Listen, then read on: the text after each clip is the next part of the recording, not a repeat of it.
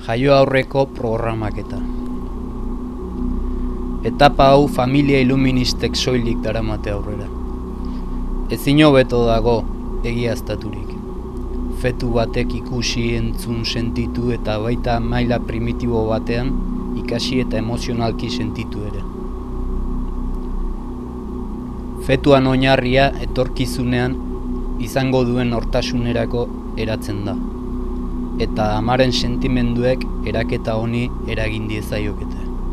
Hau da, egoeran den ama, etapa bat pasatzen ari denean, bere bihotza itzalita, sentimentalki hotz, orduan da ehuneko handi batean nerabeak etorkizunean arazo emozionalak izateko aukera duela, eta baita gurasoei uko egiteko ere.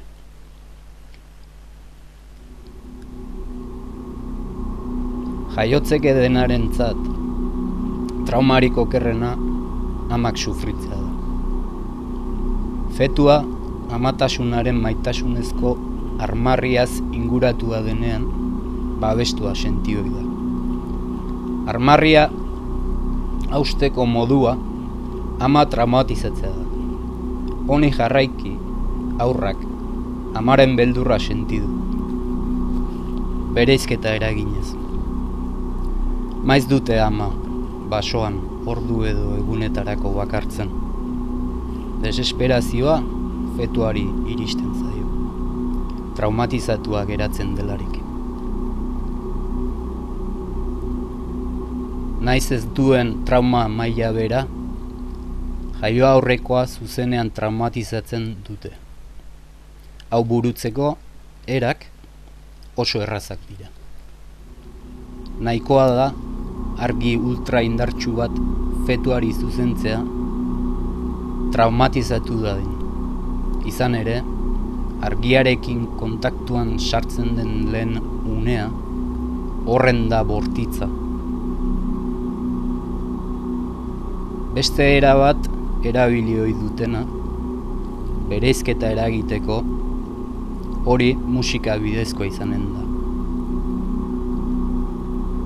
Altabozak amaren sabel gainean ipini eta rock gogorra topera entzunarazten diote jaio aurrekoari. Soinu honek literalki du aurra erotzen. Torturatua den pertsona baten oihuak ere erabiltzen dituzte.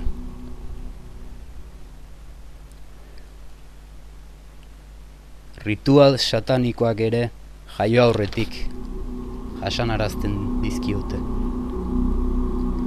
Moonchild deitzen diote.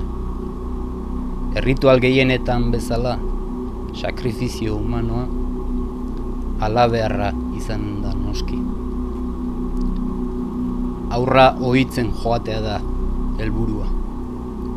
Eta hain da gogorra fetuarentzat erritual hau, batzuetan aurrak ezin du jasan, eta autista da jaiotzen. Errealitate alboratzen du bere barne munduan bizitzeko. Rituala aspaldikoa den bezala, Aleister Crowleyk Golden Dawn edo urrezko egun senti eta otoaren lider modura argitaratu zuen Moonchild 1917. Crowleyk erritualen prozedura hauek Italiako mago beltzen familia batekin ikasi zituen. Estrega deitzen zioten, beraien familiari. Etorkizunean programatzaile izango dena, jaio aurrekoari berbetan hasten zaio. Tonu monotonoan hitz egiten dio. Hau da, hipnotizatu eta trans egoerara bideratuko duen modu berean. Hilabetea joan ala, aurrak berarentzat garrantzitsu den pertsona batekin lotzen du ahotsa. Jaiotzean ikusten duen lehena, programatzailea bera izan dadin, saiatzen dira. Hartara, aurrarekin loturiko lazo emozionalak programaketarako erabilia ahalko dituzte.